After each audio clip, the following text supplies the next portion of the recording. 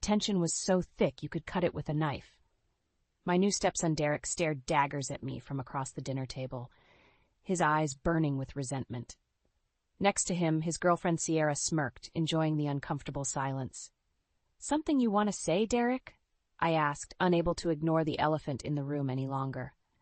Grant, my husband of just 6 months, shifted awkwardly in his seat. Derek sneered.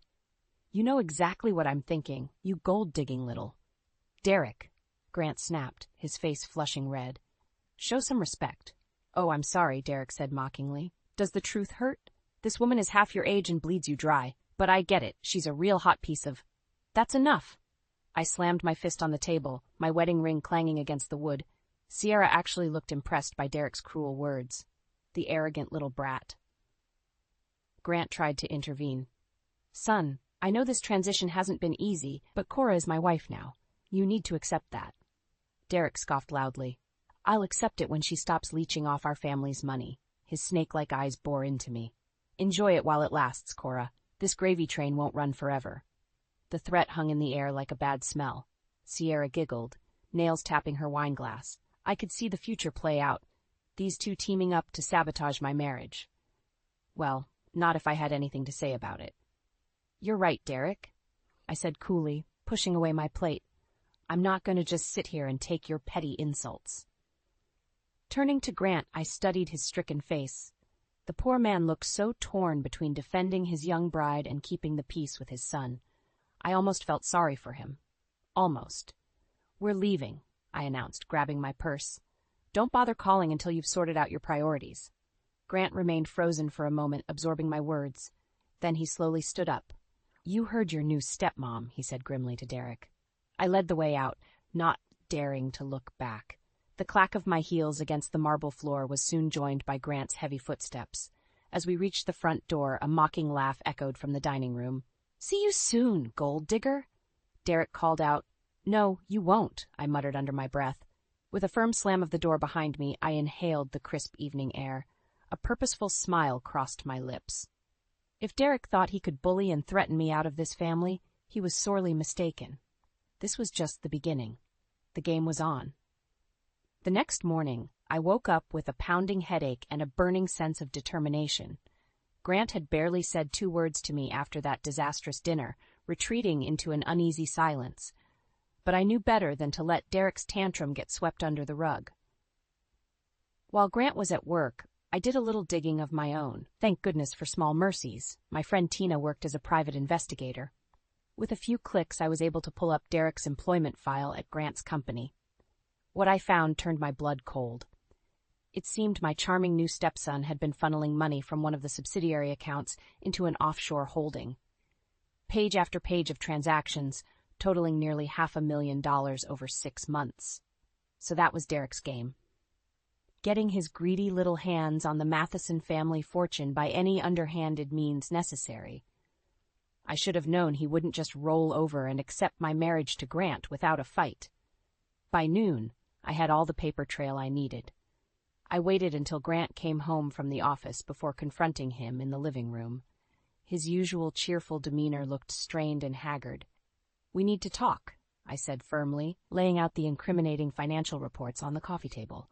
"Take a look at what your precious son has been up to." The color drained from Grant's face as he scanned the documents, his hands trembling. "No, Derek couldn't have done this. He knows how much the company means to me."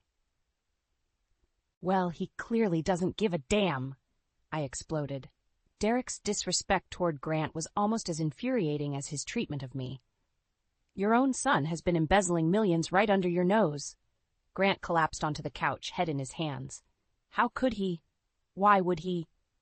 His voice was muffled with shock and despair. I almost felt bad for him before remembering how Derek had publicly humiliated me. Any sympathy quickly turned to fury at being made the victim once again. "So are you going to do something about it?"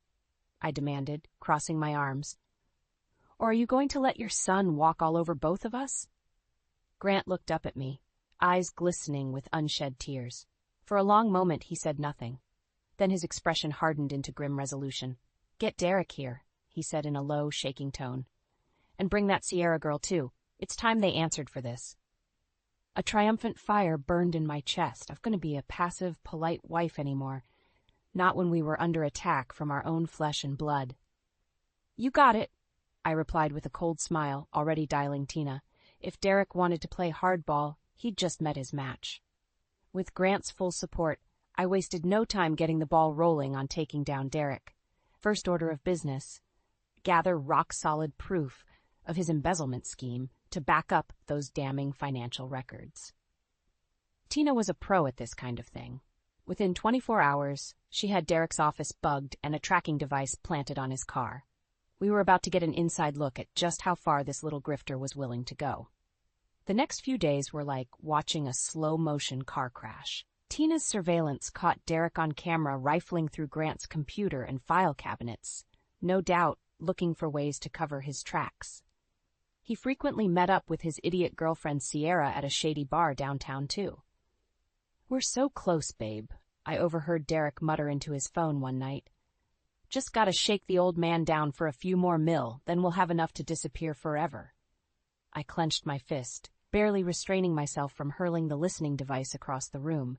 So not only was the smug punk stealing from his own father, but he was planning to ransack the whole damn company. That was the final straw. Enough was enough. It was time to stop this con artist in his tracks before he could bleed Grant dry. The next morning, I got Tina on a video call to hatch a plan. "This is what we're going to do," I said, jaw set. "First, you get one of your buddies to go undercover at the company." Step by step, I outlined an intricately woven scheme to catch Derek red-handed and bring his world crumbling down. By the time I was done, Tina had her instructions loud and clear. "Got it, Kora. I'm on this." She gave me a solemn nod. That little punk won't know what hit him. For the next couple weeks, I bit my tongue and played dumb whenever Derek came swaggering around the house.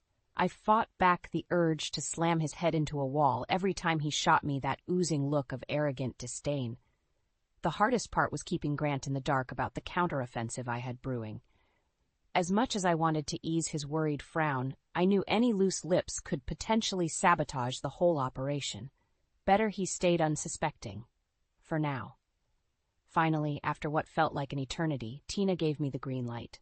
Her undercover operative had compiled enough video and audio proof to bury Derek and Sierra 10 times over. The claws were coming out.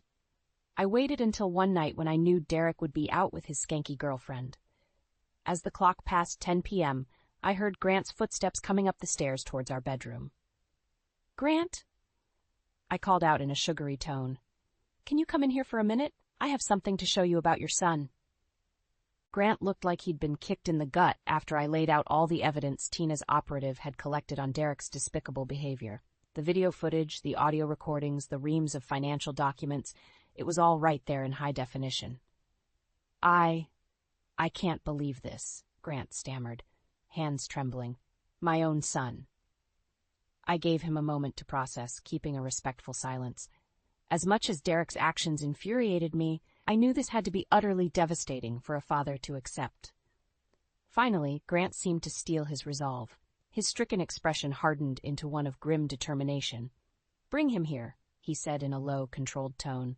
"I want to hear it from Derek himself, and that Sierra girl, too." I nodded curtly. "You got it." Within the hour, our security team had tracked down the treacherous lovebirds at that seedy downtown bar and hauled them back to the house. As I stood in the living room flanked by 2 burly guards, Derek came swaggering in with Sierra hanging off his arm. "Pops!" he exclaimed with a broad, insincere smile. "What's the occasion?"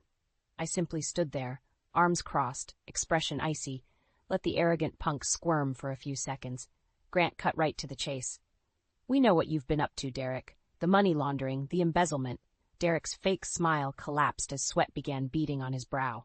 Sierra's overly mascaraed eyes went wide with panic. This was no longer a game. I don't know what you're talking about," Derek sputtered. "Save it," I spat. "We have everything on tape, your shakedown schemes, the offshore accounts, all of it." With a subtle nod, the guards began playing back excerpts of the incriminating footage on a large monitor. Derek's growing look of horror was almost comical. "You slimy, gold-digging bitch," he erupted, whirling on me with clenched fists. "You set me up. Grant quickly stepped between us, facing his traitorous son with a look of pure disgust. "Don't you dare talk to my wife that way," he said in a low, dangerous rumble. "Not after everything you've done." Derek seemed to shrink under the weight of his father's withering gaze. Even Sierra took an unconscious step backwards. For a brief, glorious moment, I allowed myself to revel in their fear and humiliation. This was long overdue. "Here's what's going to happen," I stated bluntly, stepping forward again. "Derek is going to return every last cent he stole and resign from the company immediately. No charges pressed, no calling the authorities if he complies."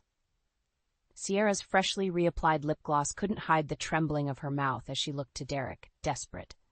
I locked eyes with the smug little bastard I'd been dying to take down for weeks. The choice was his. "Well?" I raised an eyebrow. "I'm waiting." Derek looked like he wanted to spit nails. His flushed, sweaty face was contorted in a mask of pure rage and disbelief as the realization sank in. His con had been utterly demolished. "This is bullshit," he spluttered, rounding on Grant. "Dad, you can't seriously be buying into this?" Sierra stayed plastered to Derek's side, eyes frantically pinging between him and Grant. I could practically see the hamster spinning its little wheel as she calculated her dwindling options. Grant, God bless him, stood firm, shoulders squared, jaw clenched tightly. There would be no weaseling out of this. "I've seen enough, son," he said heavily. "More than enough." Derek opened his mouth to protest further, but seemed to think better of it at the last second. His Adam's apple bobbed as he swallowed hard. "So that's it, then?" His voice was laced with bitter venom. "You're just going to let this money-grubbing whore dictate everything?" It happened so fast. 1 second Grant was standing there stoically. The next his hand came up and cracked Derek across the face with stunning force. Sierra actually yelped in shock. "You watch your mouth," Grant warned in a low, trembling growl. "That is my wife you're speaking about." An ugly-looking red welt was already blooming on Derek's cheek. He gingerly touched the inflamed skin, seemingly stupefied that his own father had struck him. Part of me couldn't help feeling a twinge of pity for the spoiled brat. Only a small part, though. Mostly I had to stifle the overwhelming urge to burst into cheers and applause. Derek seemed to realize there was no point arguing any further. Radiating sullen, impotent fury, he shot me one last withering glower before stalking out of the room. Sierra hurried after him, but not before pausing to fix me with a look that could curdle milk. "This isn't over, you bitch," she hissed in a harsh whisper. "Not by a long shot." I simply smiled back thinly and waved a mock farewell. The deluded little idiot had picked the wrong opponent to trifle with. If she wanted to make this a war, so be it.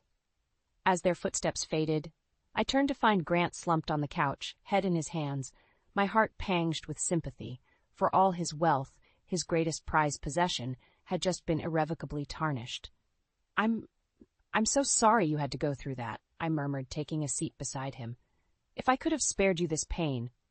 Grant shook his head slowly, not looking up. "No, Kora, you did the right thing exposing him." His next words came out in a choked, almost inaudible whisper. "I have no one to blame but myself for raising such an ungrateful, entitled—" I placed a gentle hand on his knee, squeezing softly, in wordless reassurance. The poor man, realizing his own flesh and blood had betrayed him so completely. No amount of corporate success could ever heal a wound like that.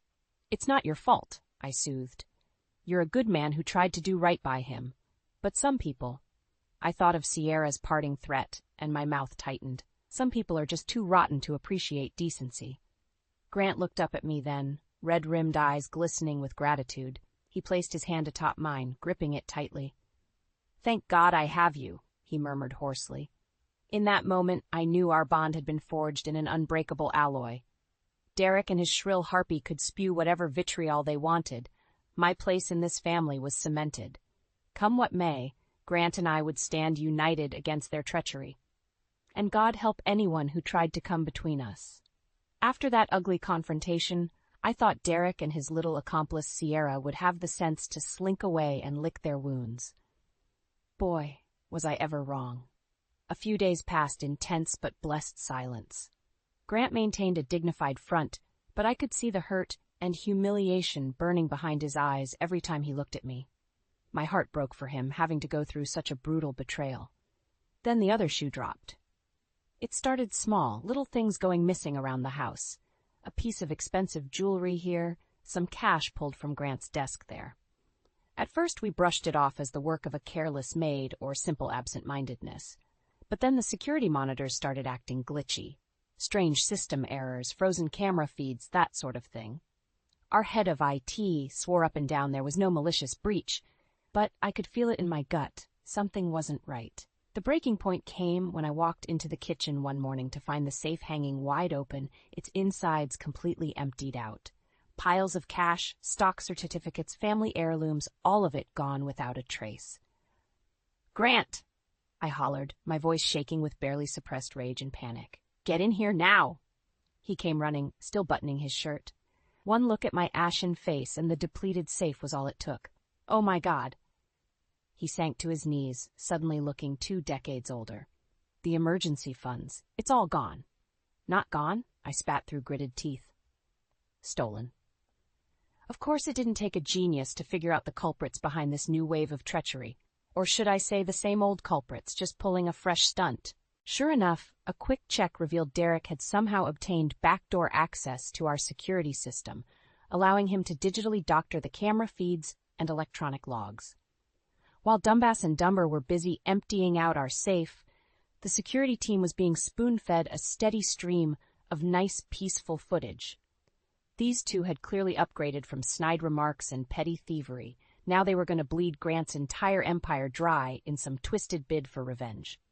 The dummy hadn't even tried to cover his tracks on the cyber attack, leaving a blatant trail right back to his laptop's IP address.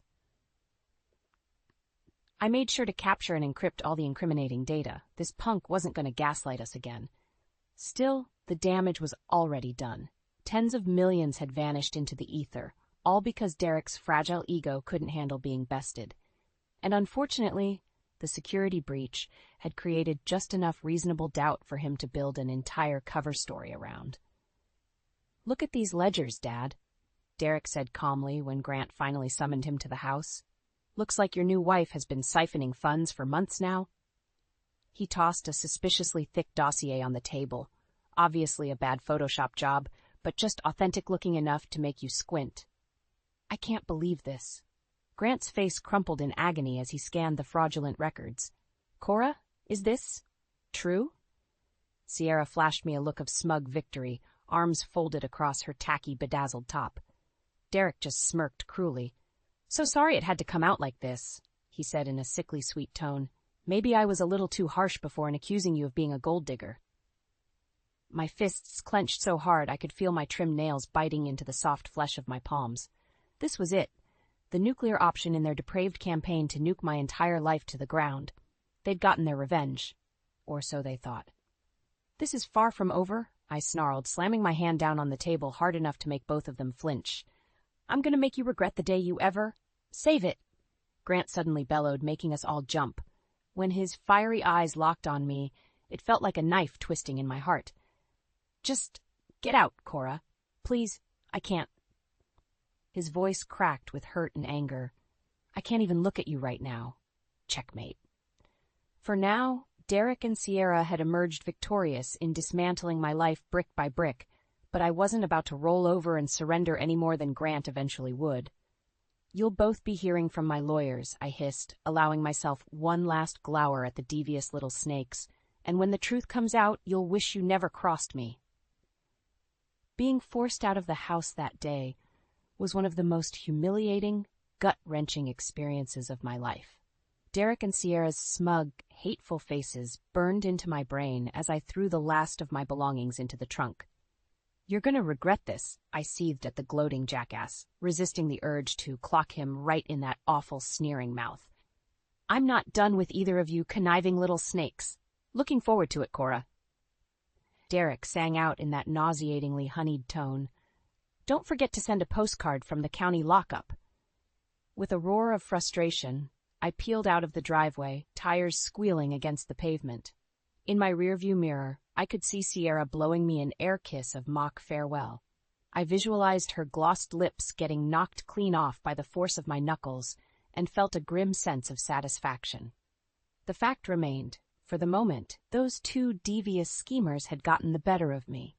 Played me like a damn fiddle, turning Grant against his own wife with faked evidence and doctored surveillance. It made me sick to my stomach just thinking about it. But it would only stay that way if I let it. This was far from a checkmate, more like one grotesquely overplayed gambit in a much larger game of psychological warfare. The question was whether I would resign myself to defeat or fight back with every underhanded tactic at my disposal.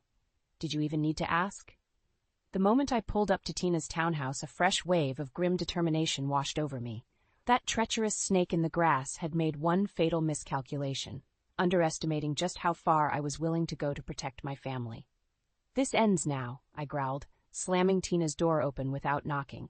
"Get all your resources on finding every shred of digital evidence that conniving little bastard left behind." Tina didn't even blink at my fury, just gave a curt nod and gestured for her tech team to snap into action. God bless her unflappable professionalism. Over the next few days, her cybersecurity goons went to work combing through every byte of data on Derek's laptop, phones, hard drives, anything that could yield proof of what he'd done. Intercepted messages, deleted files, you name it. Meanwhile, I quietly had Tina plant a few choice bugs around the house to monitor the duplicitous duo's movements and conversations. Derek was already getting sloppy, crowing loudly to Sierra about cleaning out the bulk of Grant's assets before divorcing his embezzling whore of a wife. Fool didn't even realize half the surveillance cameras were still mine to control. I'll admit, part of me, a very small, petty part, got a sick thrill listening to the bastard's arrogance and overconfidence. Made it all the sweeter when Tina's digital forensics strike team uncovered the motherlode. "You beautiful, wonderful geniuses," I crowed, scrambling to pull up the incriminating evidence on the monitors. Every deleted file, every doctored security feed, every email and text outlining their twisted schemes in explicit detail. All of it preserved for the world to see. Tina just shrugged, the ghost of a wry smile playing at the corners of her mouth. "You know me, Kor, always happy to take down a pair of low-life scumbags when the occasion arises." With the amount of unimpeachable proof we had compiled, not even Derek's most expensive lawyer could contest the criminal charges awaiting him and Sierra. Multiple counts of embezzlement, mail fraud, illegal surveillance, they'd both be buried under the statutes for decades. For a delicious moment, I savored the bittersweet taste of vengeance so close at hand. This whole soul-crushing ordeal was finally about to come full circle in the most brutally ironic fashion imaginable. Derek and Sierra thought they had beaten me into humiliated submission, only to realize they were merely handing me the rope to hang them both. I could practically hear their anguished wails already as their greedy, deceitful little empire came crashing down around them. "Shall we go put on a little show for the swindlers?" I asked Tina with a thin smile. This was going to be oh so deliciously satisfying. You should have seen the looks on their smug, entitled faces when Tina and I came marching through that front door, digital evidence in hand. Derek actually choked on his scotch, while Sierra's tacky acrylics dug furiously into the arm of the sofa. "How did you get back in here?" Derek sputtered, amber liquid dribbling down his chin. So much for maintaining that cocky arrogance. "You picked the wrong woman to try and gaslight, you miserable snake," I said coldly, thumbing the master control for the TV. With a few taps, I queued up the extensive audio and video logs we had painstakingly extracted and compiled. Hours upon hours of digital documentation systematically demolishing their pathetic attempt at a frame job. Every doctored record, every encrypted message, every shred of proof that blew their vile deception out of the water.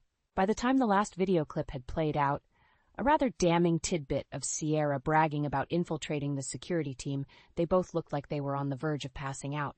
"No, that's not possible," Derek mumbled, sweat beading on his forehead. "You faked all of that somehow, you lying?" Ah, I chided, holding up a finger. "I'd watch that mouth if I were you, especially given the charges you're about to be facing." I turned to address Grant, finally allowing a thin smile of triumph. "I believe Miss Connor and your son have quite a bit to answer for?" Whatever anger Grant had previously directed at me instantly dissolved as the weight of the evidence became inescapable. Derek's face drained of what little color it had left as his own father stared at him, mouth agape in profound revulsion. For a blissful moment, the room was completely, perfectly silent. Just the subtle flickering of the TV screen and Sierra's panicked, shuddering breaths. Then, all at once, Grant seemed to find his voice. "Get out!" The two words dripped with a bone-chilling weight. "Both of you. I never want to see your miserable faces again." Sierra opened her mouth, no doubt to plead her case or launch into hysterics, but seemed to think better of it. For once in her vapid life, that scheming little trollop had the wisdom to remain silent and gather what little dignity she had left. Derek, on the other hand, simply gaped at his father in stunned disbelief. Whether it was the avalanche of proof or that fact Grant had finally seen him for the reprehensible leech he was, something had finally penetrated that narcissistic armor. "Dad, no, wait!" he cried out desperately as Sierra tugged his arm, pulling him towards the exit. "This has to be some kind of mistake. I'm still your son." Grant's only response was to icily turn his back, leaving Derek to gape at the rigid line of his shoulders. I allowed myself a satisfied little smirk as I followed behind the disgraceful duo, shadows of their former pompous selves. Once we reached the foyer, I leaned in to murmur one last parting shot. "Let this be a lesson about what happens to those who bite the hand that feeds them," I whispered, loud enough for both to hear. "Thanks to your careless greed, you're about to lose everything. The house, the money, any chance at a future." Sierra's lower lip trembled as she stared at me with naked hatred. Good. I hoped the look of her holding back frightened, impotent tears was forever seared into her vapid little mind. As for Derek, the reality of his situation seemed to finally be setting in, much to my twisted delight. The terror, the despair, the crumbling of that superior mask into an expression of haggard contrition, it was ouphic justice at its most beautifully cruel. "Please," he rasped out in a broken husk, "you can't let them do this to me. I'll go to prison for the rest of my life." "Oh, don't worry," I replied with a wolfish grin. "I have something much better planned for you instead."